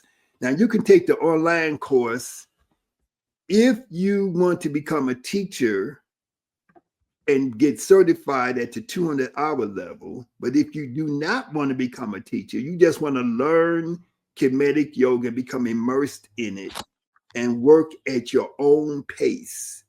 You know, it's a self-paced course. If you want to do that, then you can take our online course, right? And so you're going to be learning all aspects of Kemetic philosophy, history, spiritual science. You're going to learn the techniques of Kemetic yoga, breathing, movements, postures, and so on and so forth. You're gonna, you can engage in specialized studies such as working with children. So we have a section of our course that allows you to learn how to teach yoga to children, which is something that's just very important. And see, the thing about this is that you're gaining skills that you can use to help other people. So you'll become a professional at you'll be able to operate as a Kemetic yoga instructor on a professional level. And so our certificate allows you to go into the school system, allows you to go into social service agencies, because we are recognized by the official bodies that regulate, yoga, because yoga is perceived as a profession. It's perceived as a professional service, right?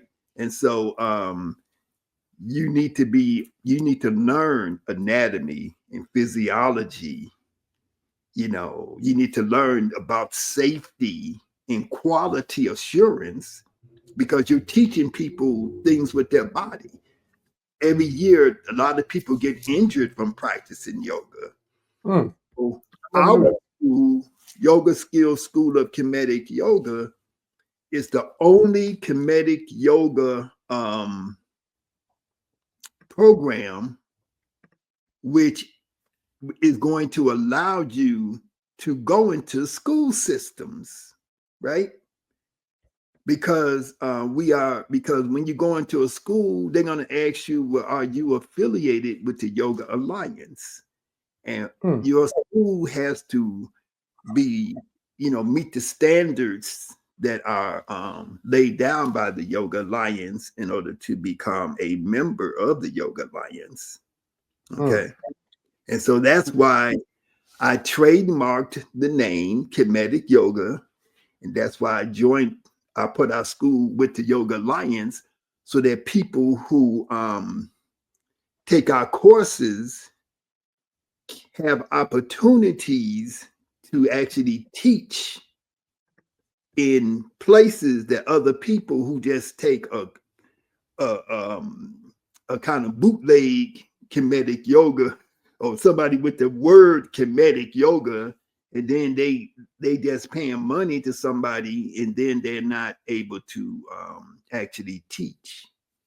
Master Yesir, let me ask you this, because I'm on the website now, right? And like I said, this is something that I'm looking forward to getting my training and my certification, because I can apply that, along with the other work that I do with Ifa in regards to healing, and just adding a whole nother tool to my tool belt, and another healing modality. So in regards to the training that I can get the certification, the certificate, which one would that be? Would it be the because I see like several different packages. So which one would be the one that me, or even, excuse me, if anyone in the tribe, or anybody who's listening live, or who will see the replay, like, or the upload, which package would be the one that we need to get in order to get the certification, to be able to practice and work with it, but also to teach it? Okay. So the online course, Mm-hmm. okay, the virtual course, Gotcha. Jamaica, that's a teacher training course. Okay. Now, the tours that we do, like I said, the tours to Kemet, those tours allowed you to be able to take the tour to actually learn the history of the philosophy and be there. But you can also, in conjunction with that, you can take the online course to get your practical experience with doing the movements, the postures, and learning the teaching techniques. Okay. So so with all the online courses, we have videos and we have instruction with our training manuals. We have extensive training manuals. According to what I was told by the Yoga Alliance, we have the best training materials they have over 100,000 schools registered with them throughout the world. And I was told by people that work for them that ours was the best. I sure. That's dope. Yeah, and I shared the links too in the chat and on the channel as well. Yeah. So we do our virtual training, and we're very proud that we do our virtual training and that it's very extensive. And we're offering 2 packages. One is a 200-hour training, and over the coming months, we're going to be offering a 300-hour training so that you can have a 500-hour group that will allow you to, to eventually be able to be one of our trainers also. Okay. So, so all of that is coming, and how that's going to work is going to be coming out in the coming months as we expand. Okay. Sure. So let's say you go to Kemet with us, right? If you go to Kemet, you will be able to train virtually. So you can go to, for the same price. So you would be able to have access to our weekly classes. And when you'll be able to have access to our training manuals, our videos, and so on and so forth, and our weekly classes our live weekly classes. And then from there, and then you go to Egypt and you learn the history and the philosophy and all that kind of stuff, and you actually go and see many things. Then at the end of that experience, you would get your certificate. And during the trip to Egypt, you will have opportunity to do some of the yoga practices, in Egypt, along the Nile, on the cruise. We have a 3 or 4 day cruise that we take on the Nile. And during that cruise, everything is very, slowed down and smooth.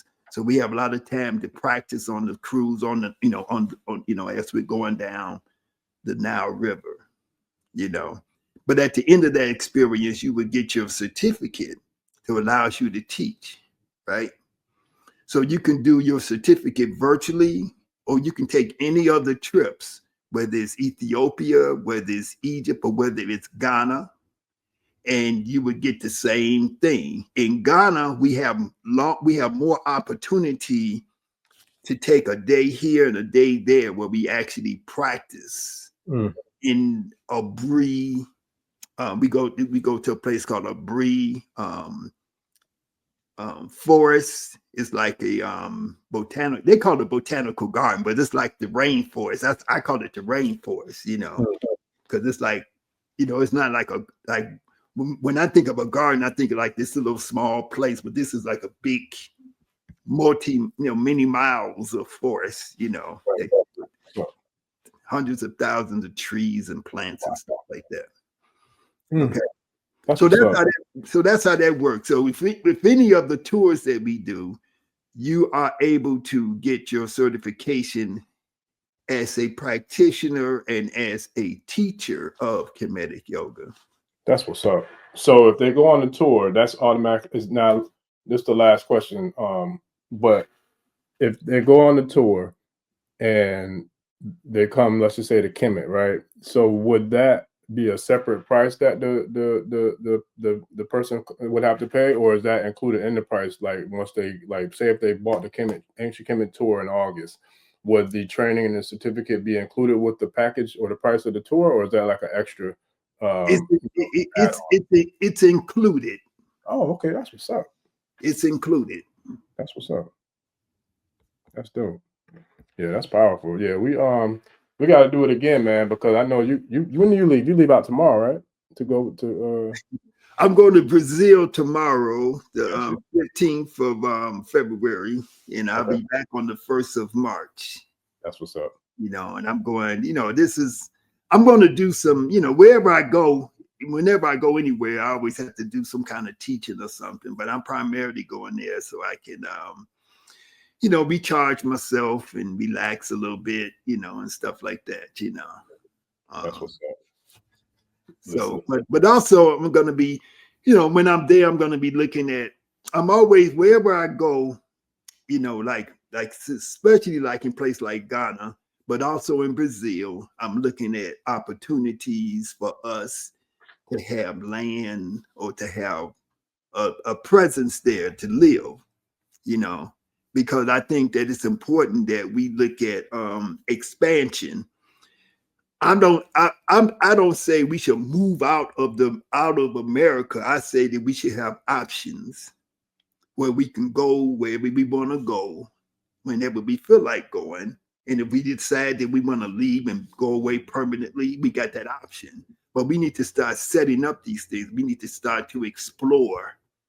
We have opportunities to have dwellings built, houses built in Ghana.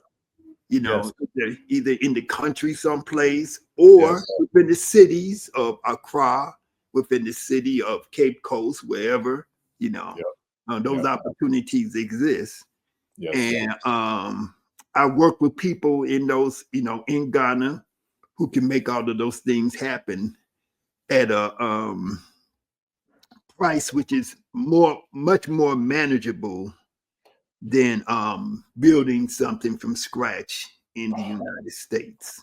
Man, listen, I'm glad you said that because shout out to Baba Ogun Tolu, the Balogun Shango, USA. We are working on something with his office to do the same thing because he's connected over there. Well, he's connected all over Africa, parts of Africa, but in Ghana and particularly, he's doing something very similar.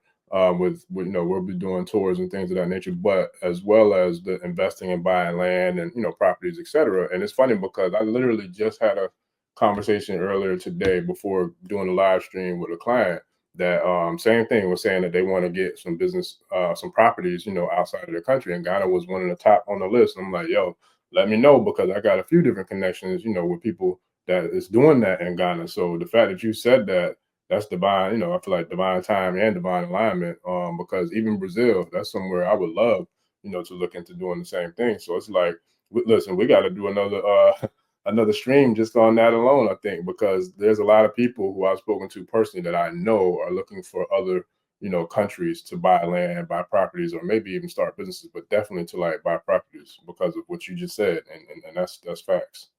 Well, part of what I'm going to be doing when I'm in Brazil is meeting with some real estate people, Sure.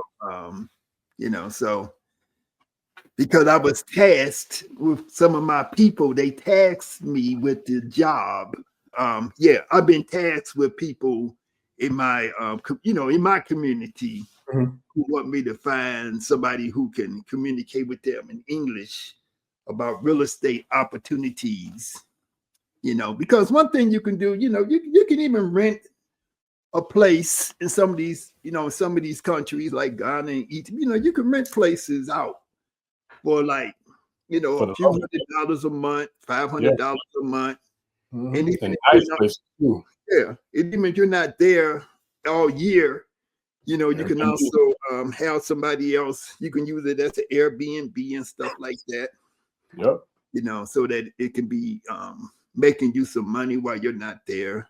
Mm-hmm. So all of these things have to be explored. We have to be open to doing, different options and being able to make a move at the spur of the moment, when the situation calls for it, That part. Yeah. It's Yes, about sir.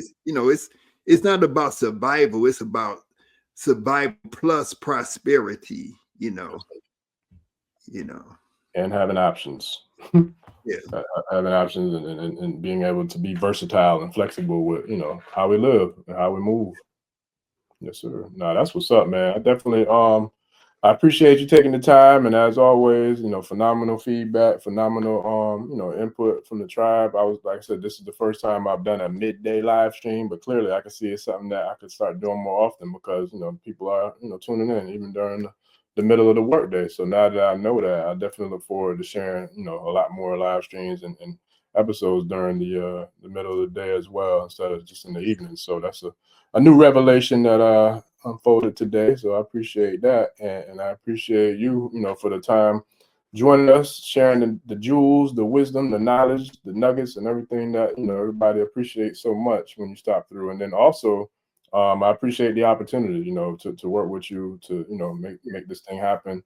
With the tours and all the other things that we're working on, man. I give thanks, for the opportunity, and it's an honor and a pleasure, and I definitely look forward. I can't wait to, take it to the next level, man, and make it do what it do. Yeah, and I just wanted to make clear that you will be co-hosting with me these co-facilitating with me these tours, so we're going to be combining our efforts. Also, if you sign up through our brother, you will get $100 discount. Okay. So you would get a $100 discount on your on your trip, So what you should do is contact me or contact him, and you would get the instructions and the I don't know if we have it set up yet with the Codes. code that you need to have, but it should be within a day or so, I guess, Yeah. that you will have those things. And so then when you register for one of the tours or one of the courses, you will be able to use that discount code. Sure. Yes, sir. Yeah, we're working on it. We had a Zoom call yesterday, and so we're working on getting it built out and set up, and and then also I'll look into like working on getting it set up on my website as well, so that so the tribe can get it off of there, because the more places that it's readily available, I feel like the more people who want to jump on it will do that. So I definitely look forward to it. Though. I can't wait. Like it's definitely something.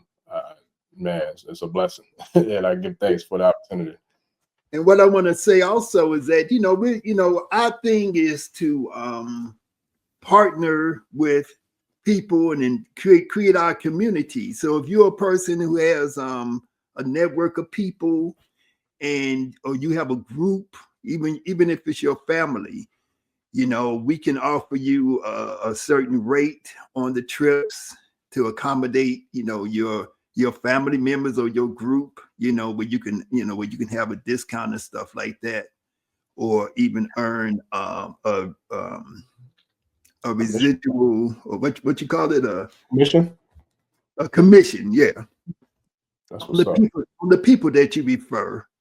So contact me or contact the brother, and then we can discuss all of those things, all of those different options. There are ways to reduce the cost if you're just so don't have your initial reaction to the you just see, oh, this costs this much money, and don't just think about, well, there's ways of reducing that. Absolutely. What is the real quick for those who, because I'm sure there's people gonna probably ask me the question. So what is the number that somebody would be considered to be in a group package? Like, is it like, how many would they have to have? Would it be 3, 5, 9, 8? Like, what would be the number where they would qualify for the family or the group package?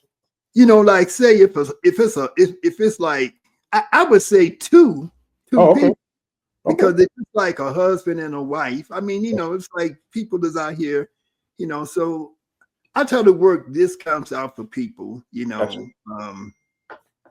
That's what I do, so if you contact me, you contact the brother, then we'll work out something, That's what's up.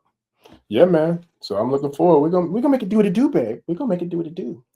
Yeah. So with that, tribe, man, we definitely got it in, man. I definitely appreciate it. I appreciate everybody who showed up today. I appreciate all the feedback, all the positive comments, all the positive love, all the support. Shout out to the Brazil family. I saw the Brazil family was showing love to you over there, Master Yesir. Shout out to Book Spiritual Tea, Kosi. Shout out to the whole tribe who came through today, man. Shot Goddess, everybody who came through, Bro Kansu, Sister Jenkins. Like, it's been a dope experience, and a new revelation about being able to do the lives and be able to tap in with the people during midday. So I'm gonna definitely add that to my to-do list to start doing these more often. But I appreciate you as well, Master Yesir, and safe travels, man. And I'll definitely be checking in with you just to make sure not only that you got there safe, but how we can kind of get this thing, to the next level and launching and getting as many people over on the tours as possible, man, so we can make it do what it do, overseas too. Okay, brother. Well, thank you. I appreciate it. Absolutely. And it's always an honor and a pleasure. And then once you get back, I'll definitely be running you down, man, so we can do another one to kind of, prepare just to share, the knowledge, the wisdom, and, the understanding, overstanding, understanding, and understanding about how necessary it is for us to experience our culture in real life in real time. So I look forward to that for sure. Yes, sir. Yes, sir. All right, family. So y'all, I appreciate everybody once again. And this has been another episode of the African Spirituality Experience. I am your host, Orisha Bami. Shout out to Master Yesir Ra Hotep. And we definitely look forward to seeing y'all soon. And we might have another live stream tonight. I'm not sure. I got to holler at Baba Karaday and see how his schedule is. We might double up today because, we'll be heading to the Jacksonville event. So shout out to Professor Smalls again. I'm sharing more links to that episode, as well as shout out to Brother Umar and the Sankofa 72360 study group. We appreciate y'all. Looking forward to chopping it up with y'all. And we will see y'all on the next episode, family. We out. Peace. Odabo. Ẹni tó gbàgbé ilé sàpò ìyàgbọ́ tẹ́ǹtì ẹni takísà ní tàtàn ò bá padà sílé anítìjàkọ ẹja lọ pé eégún mo sí ẹni gbẹ́rẹ́ ìpàkọ́. Forsake not your ancestors and praise your